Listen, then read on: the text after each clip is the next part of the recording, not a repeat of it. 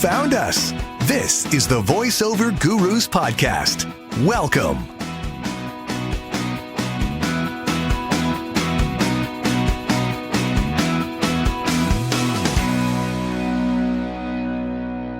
Yes. Everything's good. You got your water, you got your coffee. What you got? I got water today. I got Deer Park. That's good water. Oh, okay, good. I have mystery coffee in a disposable cup. So, welcome back to the Voiceover Gurus Podcast. I'm Linda Bruno, and it's been a little while. I wanted to get you on the show for a while now because you have so many interesting perspectives on coaching processes and getting groups together. So I want to say hello to Jon Ciano. Hello. Thank you for having me. Yeah. So you and I go back a little bit. Yeah. Because you had your first event at my studio in Plainview. Correct. So how did the idea come about to create LIVO? So it was kind of interesting how it happened. So when I started in the industry, I was looking for voice actors that were on Long Island, based on Long Island, so we can get together and just talk industry, because sometimes your significant others have no idea what you're talking about, right? Right. So I was able to find a couple of people, and how LIVO came along was I had entered a contest over the holidays one year where Gabby Nistico was giving away a signed copy of one of the books she wrote. So I had won it. And she goes, I'm from Long Island. I said, really? So I had no idea. And she's from Brentwood originally, which is not too far from where I live now. And so I said, well, why don't you, come home and we'll do something together, and that's kind of how the idea of LIVO started. Now, when this all happened was 2019, where we said, well, let's get that first event put together, and Gabby had known you from past endeavors, and so introduced us. And I mean, there was having that first event in June of 2019 in that studio was amazing. I actually loved that place. The experience was so great. Fun. It was a lot of fun. We had Everett Oliver came out, and Uncle Roy was there. So it was just a great little party, and we all went out to dinner after, and it was just amazing. But that's what started what was originally Long Island Voiceover Takeover, which you, myself, and Gabby came up with that name together. That's what started that, and it was just originally it was a way for people on Long Island who are in this industry to get together and coach with seasoned veterans, It was fun in our old space. We were just talking about my old space and what a dump I thought it was. And the only reason why it was very chopped up because we just kept acquiring another office. So it wasn't very fluid.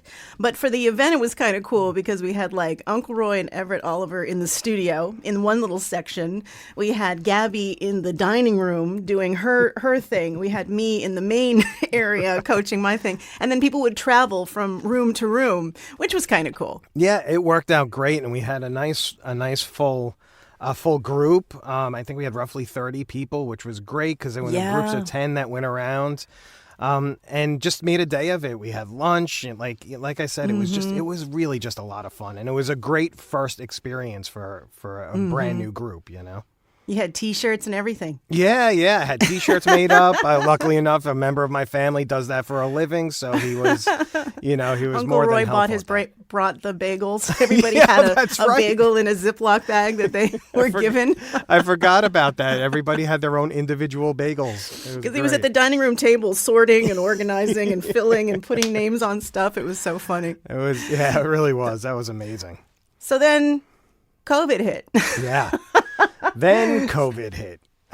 We were planning the second in-person for June of 2020, and we were moving pretty well with that as far as getting people to sign up and whatnot. But it was still early, and then COVID was March 2020. We shut down, right? So it was hard. There were a lot of things. There were a lot of in-person events that you kind of watched slowly shut down. Right. And ours, which was a much smaller event compared to some of these other larger ones. So I had to make the decision. Do we shut down or do we try to do it? And it just by the end of March, it just seemed inevitable that we were going to have trouble going into the summer. Right. So that's when I made the decision that we won't do the in-person in June, but we'll start doing online classes. And that's what LIVO has turned into today. It's primarily online classes. We do one a month in various genres and some business classes as well. And, occasionally we'll do something in person, but it hasn't been as frequent even since the pandemic. We're going to still try to do one once a year. However, I did acquire, for lack of a better word, Voice Actors in New York City in 2023 when Karen was graciously reached out to me and I still don't understand why, but she reached out to me and asked if I would be willing to take that group over. And you have to explain who Karen is. So Karen Gilfrey is a fellow voice actor. She lives out on the West Coast right now. She originated Voice Actors in New York City. It has to be almost 10 years ago now. Wow. So it's a Facebook group, but her vision was much more than that. It was being able to bring the sense of community to the voice actors of New York City. And that's what she did. She would do what she called teach-a-thons, where she would have a handful of some coaches, some people from the industry to talk about what they do, and kind of give a quick elevator pitch about their side of the industry. And these were usually donation-based classes. And those funds would go into a pool where if you had some hardships and you needed some funds, she would give them to you, no questions asked. Oh, that's nice. Yeah, they would go towards some other in-person events, like a party or something that they wanted to put together. So again, it was just about building that community within New York City. Yeah. So when she reached out to me and I asked why, it was really because of what I was able to build with LIVO in 4 short years. So that was kind of the concept is that I would come in as an interim president and just kind of feel it out. And this year, I guess formally took it over. Okay. And I formed a new board to kind of help run things, people that are closer to the city, because, for me, it's on a good day, it's an hour. That's a good day, and that's just to get into the tunnel.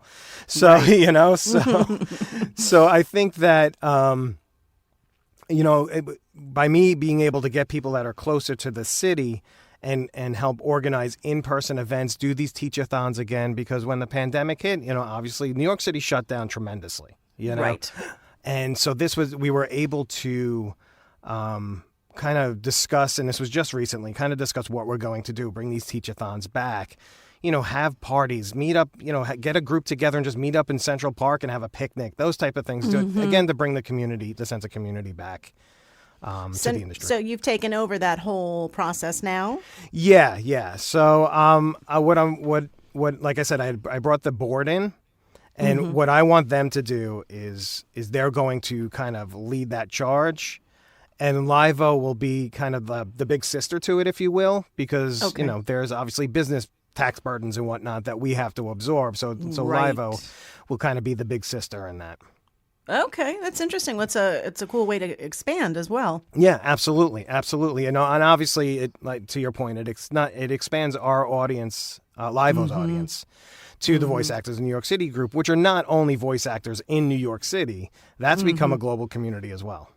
That's really cool. I know I used to always say when I lived in the city, it's the largest city with the most people, and it's the loneliest city because it was so hard to connect with others. So it's good to have these outlets, especially for voice actors, because everybody's like head down, doing their thing, going to this and that, and to have folks stop and gather and come together with one community purpose is wonderful, especially for New York City. Yeah, absolutely. It's huge to have, this industry is big on the community, right? Yeah. So, and we're all here to try to help each other out in any way we can, and it's just we want to keep that going with the Voice Actors in New York City group.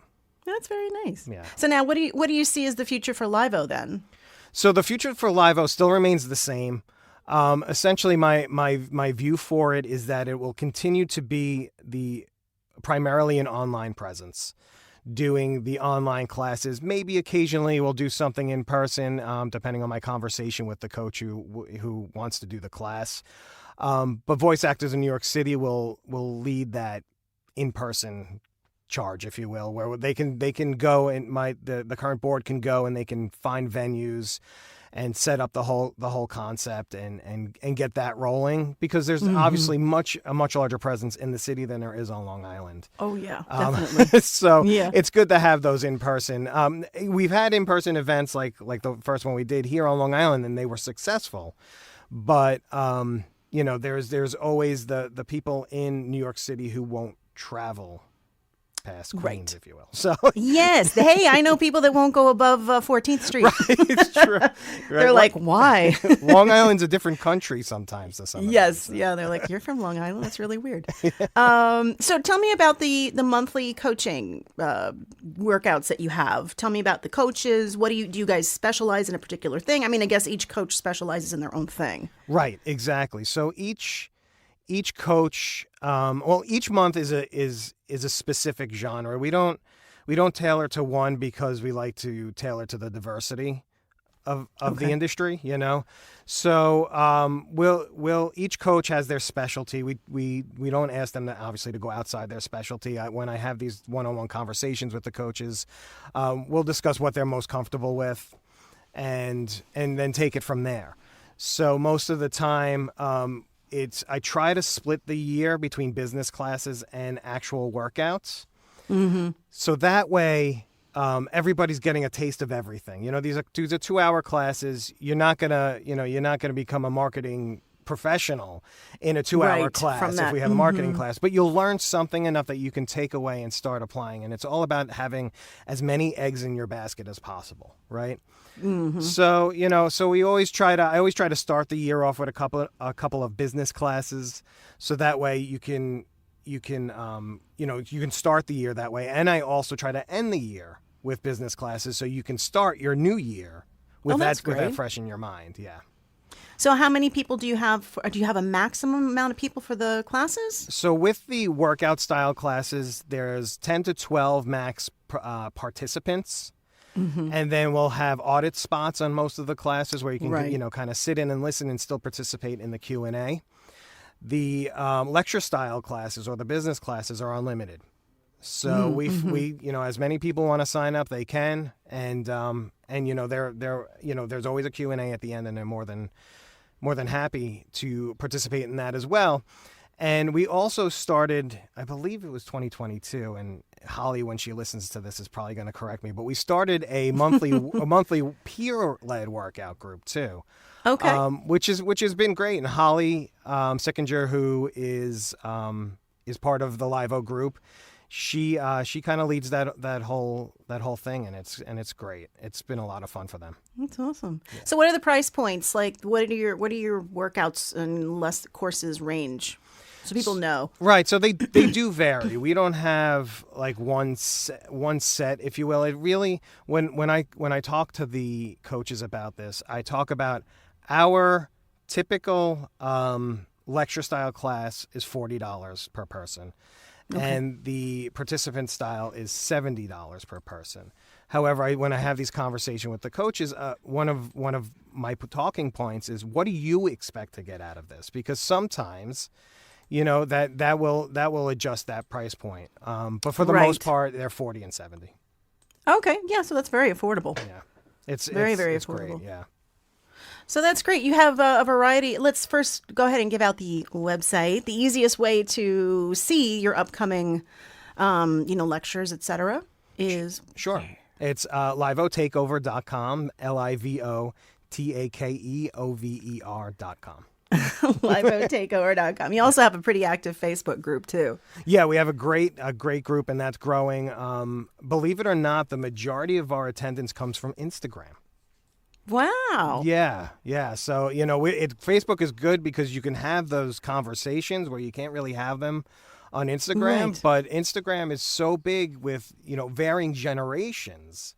Right. So it ends up pulling in a lot of attendance from that. It's unreal. I wind up getting people say, "Oh, I found you on Instagram," and I'm like, "Really?" So I'm always like, You know, because my assistant does the social media and will post things. But, you know, it is such a growing platform. I mean, it's been growing for years. But, yeah, it's kind of amazing that you have to find which ones, because they always change. It's constantly changing. Like now, you know, TikTok and and you have to keep up with, you know, you have to keep up with the trends. It's so annoying. It's true. It's absolutely true. You know, and it is, because I have a teenage daughter. So it's like I see they're using Snapchat more, and I'm not a big fan of Snapchat. And then Snapchat is the temporary one? I have right. So that's first of all, it doesn't really work for our industry in that sense. Right. Second of all, if it's temporary, that means you're doing something that's not right. There's a reason it's temporary. Right, exactly. That's funny. So let's talk about you. How did you get started in voiceover? So I started in voiceover. I lived in Florida for 10 years, moved back to New York in 2014, and I'm sitting in my cubicle and I'm saying, I can't do this the rest of my life. What were you doing? I was a relationship manager for a small finance company that specialized in vehicle financing. So I was actually in the tow truck department. Right. Wow. Right. And I'm saying I can't sit here and cold call tow truck companies and, you know, this, like, I'm going crazy, you know? Wow. And so I said, well, there's got to be something else I can do. I have a background in theater. So I said, well, maybe I'll go do some musicals locally, you know? And it wasn't about the money, it was about the outlet, right? The outlet. So I said, well, I got a young child at home. I can't go disappearing at night, work all day and disappear at night. So right. I said, that's not really going to work, right?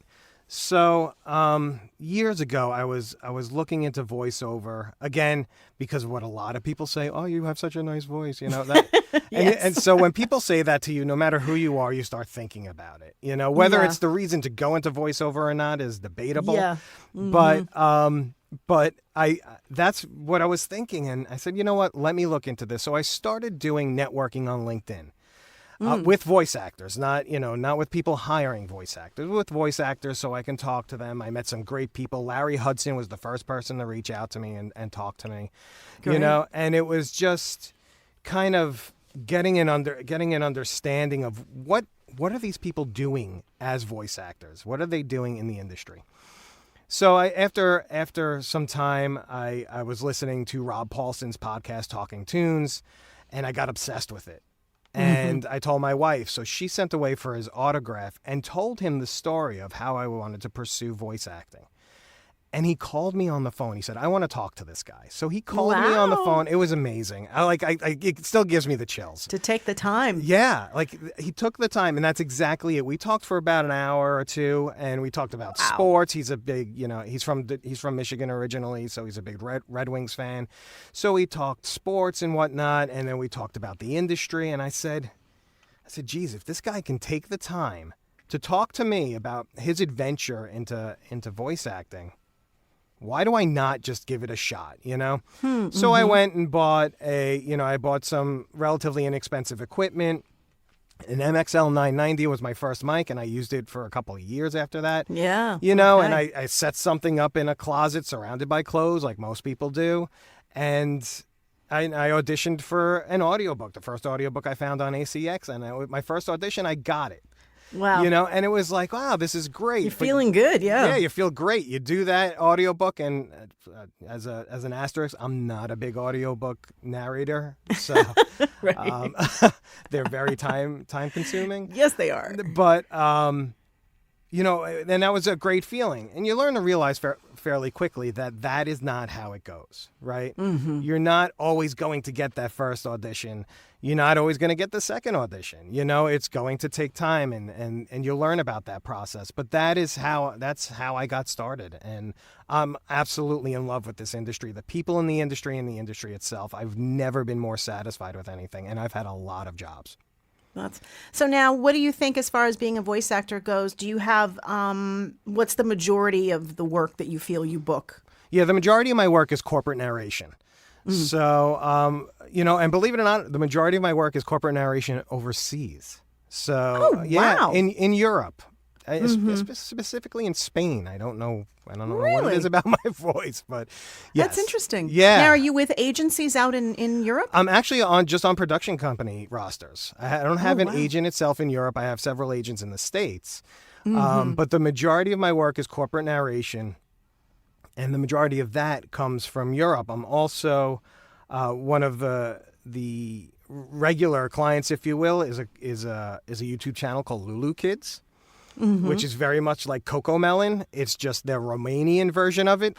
So there's a Fantastic. there's a few of us who are part of the LIVO group who do some of the voices. I've probably done a dozen or so voices for them, everywhere from a dog to the father. That's cool. Yeah. Now, when you're doing the corporate narration for the overseas clients, are you doing mostly on your own sessions, or are you doing live and connecting with the time live. zone differences? Yeah, Okay. they're live and connected. Some of them are kind of dubbing. So, so they all do directed sessions. And I don't think, as a matter of fact, I've never done one that was not directed. So it's it's always hard for us here in the States to work with people overseas because. So are you doing morning and their afternoon? Yeah, that's pretty exactly much? it. Yeah, Gotcha. we'll try. They're most of the companies I work with there are very accommodating, as they always will be to American voices because of the time difference. So they try to make it as late as possible.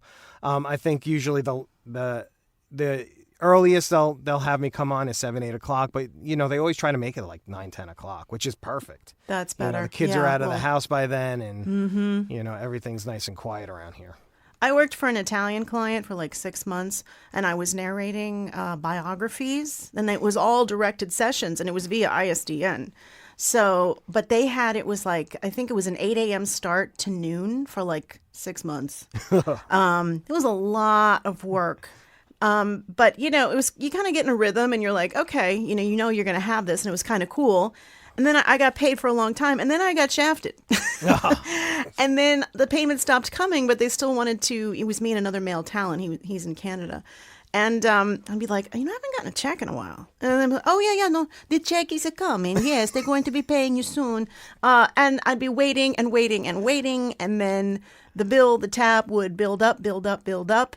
And it got to $17,000 that they owed me. Wow. Yeah, and the male talent as well. And then the company went out of business. No kidding. Yeah, and that was my greatest loss. Yeah. And you trust, and you have a working relationship, and you're getting paid. So of course you're like, well, they're already paying me. And I know it's not the producer's fault; it's whoever's running the company. Yes. But they file for bankruptcy, and they go through the thing with the legal, saying, okay, we're going to pay you, but it's going to be like, 10 cents on the dollar. And then I never got a cent of anything, no. So I had to cry for a while, and then, but that definitely doesn't happen with all, that's not right. It's just my sad story of one client in Europe. Yeah. Where it went bad. But again, I'm not quite sure how I could have handled it any differently, because you develop that relationship with them, especially when you're talking to them almost every day and they're coaching you and all that. It's so hard to be like, I'm no longer, but I guess it's a little too trusting on my part. Right, and that happens, right? And that's a business lesson, Yes. And unfortunately, there are many, instead of heeding the warning that you just actually gave everyone, they may have to, do it themselves and just learn the hard way, unfortunately, And I know. Look, I mean, I don't want to, give any perception that everything in any business is sunshine and rainbows, because it's certainly not. Right. Starting your own voiceover business, or starting your own voiceover adjacent business like LIVO Takeover is, or if you're opening a deli, there's ebbs and flows, and there's going to be difficulties, and that's the reality of it. You're not going in from a voiceover perspective. You're not going to book every audition. Right. No. And I know there are a lot of green people who come into the industry, and as soon as they don't book their first 3, they're giving up. Yeah. That doesn't mean anything. It's a large industry. There's plenty of room for all of us. There's tons of work out there. Oh, yeah, there's so much. And it doesn't mean that you have a bad voice. It just means you weren't the voice for that specific part, Right. Mm-hmm. And that's okay. And you can't beat yourself up. I've done some mentoring myself, and I have mentors, just like we all should have mentors, and I believe in giving that back. So I've mentored some people in from my past lives, who were interested in getting in the industry. Mike Moriarty, who joined LIVO 2 years ago, I went to high school with him. I graduated with his older brother. So it's like as you mentor some of these people, you can see the stress. I hate to say you can see the stress on their face, even though you're not seeing them. But you know what I'm saying. Right. You can sense the stress, and there's always going to be something. Even if you're every day you're sitting in that booth for 6 hours a day and getting tons of work, there's still stresses. You can be I'm flying high, but there's still something that's going to affect you, and you just have to ride through it and know that we're all in this industry going through the same things, Yeah. And never. I know. I don't care what anybody says. No. No. Exactly. Well, that's it. Never compare your journey to somebody else's journey. But I can't stand when I hear people and they get on podcasts or whatever and they're like, I book jobs every day and I'm making X, Y, Z. And I'm just like, why are you saying this? I'm best friends with one of the most successful people in voiceover, and that's not how his life is. So I don't understand how this other person or people are proclaiming this. Or like I was talking about in another podcast the other day, the freaking TikTok videos where people say it's some random person who goes, I booked a $5,000 job in one day, and they leave out all the other stuff. There was another girl that I saw that my friend sent me. And she starts doing like her version of all the classic, like an on hold message, da da da da da da da. And she's looking, and she's very pretty, and she's doing the whole thing. And people are commenting, going, "Oh my God, I can't believe you're the voice of that. You're the voice of this." And it's like she's not. She's just doing an example, but this impression of it's easy, right? Just go ahead. It's easy. Right. You can do this. Yeah, and we all know it's certainly not. Right. That's the reality. It's not easy. It's an absolute uphill climb, But you say you love the industry. What do you love about voiceover? What do you love about this whole process? So while, like we just spoke about, while there are stresses involved, I'd rather have this stress than working for someone else in corporate America on a daily basis for 40, 50, 60 hours. Absolutely would take these stresses over any of that any day. So just to preface that with that sentence. But what I really love about it is the fact that not only I'm working for myself. Yes, we have our clients, right? Mm-hmm. But I am working for myself. This is my business. I am running it my way. And I know that if I needed to turn and ask you a question, or ask Everett a question, or Brad Highland, if I needed to turn and ask anybody anything, you will all be there as soon as you can to answer that. I won't answer the phone, but you could try. I'm kidding. Right, I could try, but seriously though, we all really do try to have each other's back. No matter what, Mm-hmm. And yes, there are people out there who will talk about how they booked that $5,000 job. And I actually just swipe right past that. That is noise that nobody coming into the industry needs to hear. Right. Because of like you said, it's not the reality of it. It's just not reality. So there are people in this industry who are just absolutely amazing. They give 100% to giving back to the community. You don't find that in corporate America. And at the crux of it, the why I love this industry is because it's not corporate America. Yeah. And you have support. You have people pushing you up. You don't have people pushing you down. Mm-hmm. And there's always noise. There's a noise. No matter what industry you're in, there's always going to be noise, and there's going to be people boasting and posting about how easy it was for them. And they even know at the end of it wasn't really that easy. Mm-hmm. But in hindsight, it could have been a lot worse. I think it's good to, if you are starting out and you're having frustrations, like you said, think about what you were doing for a living. Yeah. Think about how miserable you were, unhappy. Do you want to go back to that? And I think all of us as voice actors that have been doing this for a while, this is it for us. It's like we are not ever going back. I don't know. I said to Matt, yesterday. I go, I'm sorry, but if there's no more VO work for me, I don't know. I'll go to Target. I'll work at Chick-fil-A for a little while. I would, but I am not going back to an office. I am not. I won't. I refuse. It was killing a part of my soul every day. Radio was doing that to me too. Yeah. I've heard so. It's just you have to say, okay, I got to take the lumps. Maybe I didn't book a job this week. Maybe I don't have money. Maybe my savings is dwindling. Well, do you really want to go back to the other thing? And 99% of the time, it's going to be a no. Right. And there's absolutely nothing wrong with having another job while you're pursuing or doing voiceover. Matter of fact, during the strike, Jack Black even said, this is why I have my band, because he needs some way for it to make money while he's not filming. Yeah. So great point. when he said that, I said, you know what? That's true. There are many actors who we look up to and see in big grossing movies who have second jobs. We may not hear about it. You may not realize it. Johnny Depp has had a band for years. The Bacon Brothers have been bands for years. They've always had a supplemental income.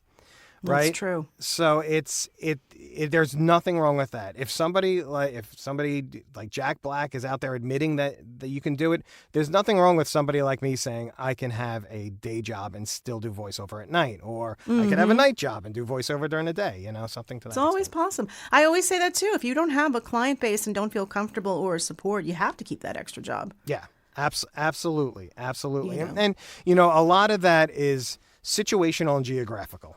So, people like us who live on Long Island know how expensive it is to live in, around here. There are other parts of the country where it's much less expensive. And while money's not always relative, as much as you've lived in Florida. So you know how cheap it was to live in Florida compared to New York, right?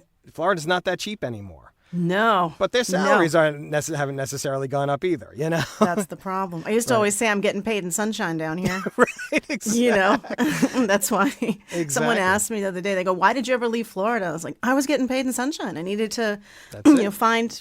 And if the salaries had matched, I think the people that, are in Florida would be a little happier. But their rents have gone up. Everything's gone up for them. It's tremendous. It used to be the place to go. Absolutely. And it's insane how different it is now. And what I mean by the situational is I always tell people there are kind of like 3 tiers to an individual in voiceover. There's somebody who's young, maybe still lives with their parents, doesn't have any bills, so they can kind of come and go as they choose. They can be in the booth as long as they want, and whatnot. Then there's people who are kind of in my situation. You're married. The kids are home. They need attention. It does take a lot of time. So you kind of have to pick and choose when you're getting in that booth, when the kids are at school, or when they're taking a nap if they're not in school. And then there's the people who don't have children, or even the empty nesters, where who also fits into that, the empty nesters who are retired.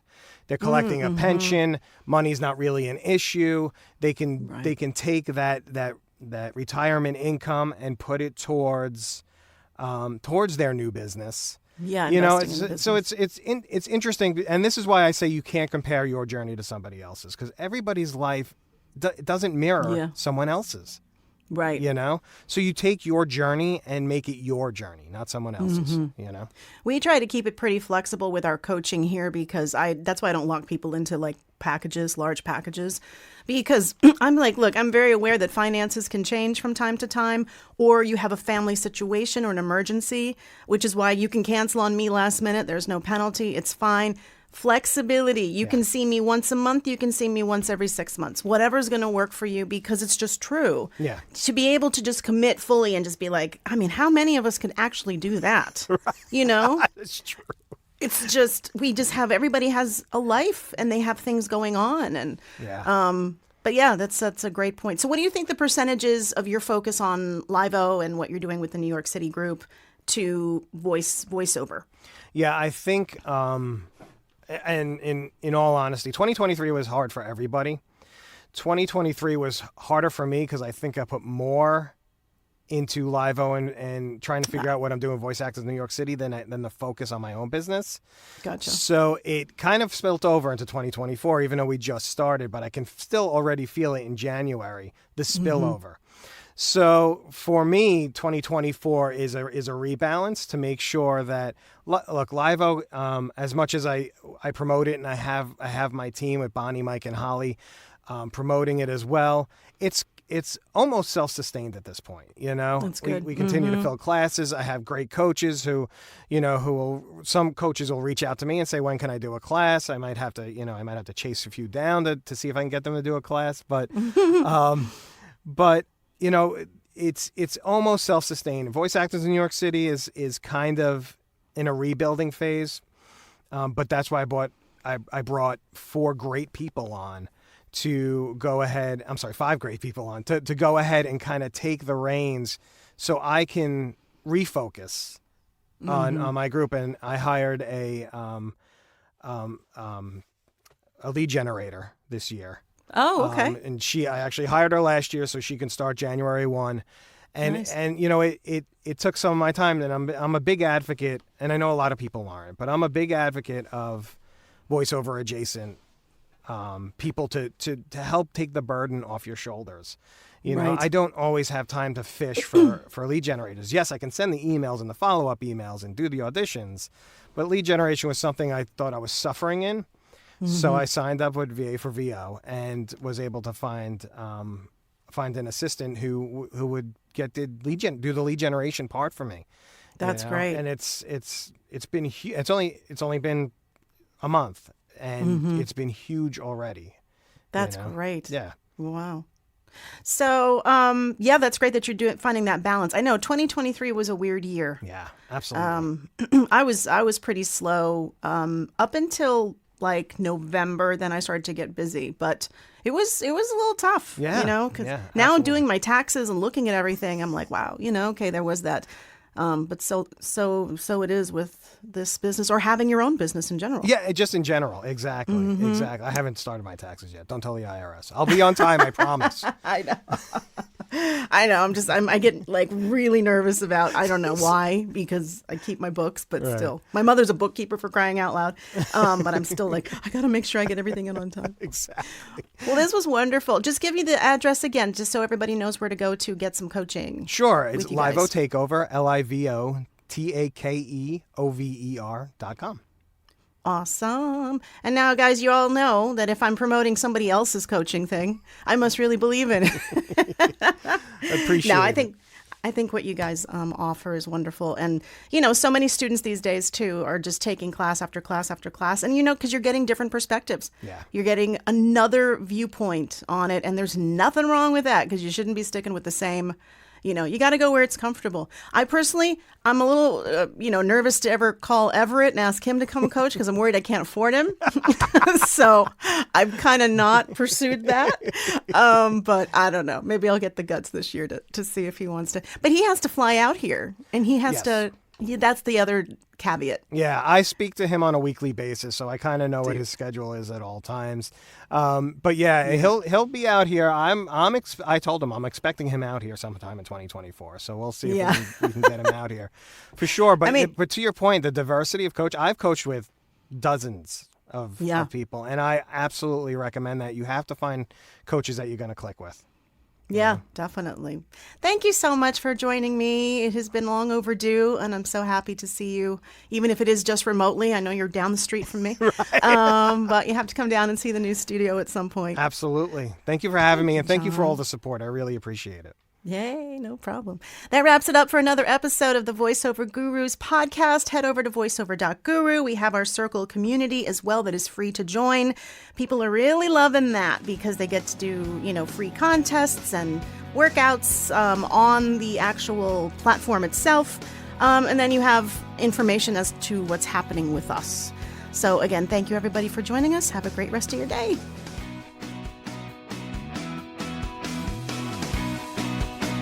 Thanks for listening to the Voiceover Gurus podcast. Real talk about the voiceover industry.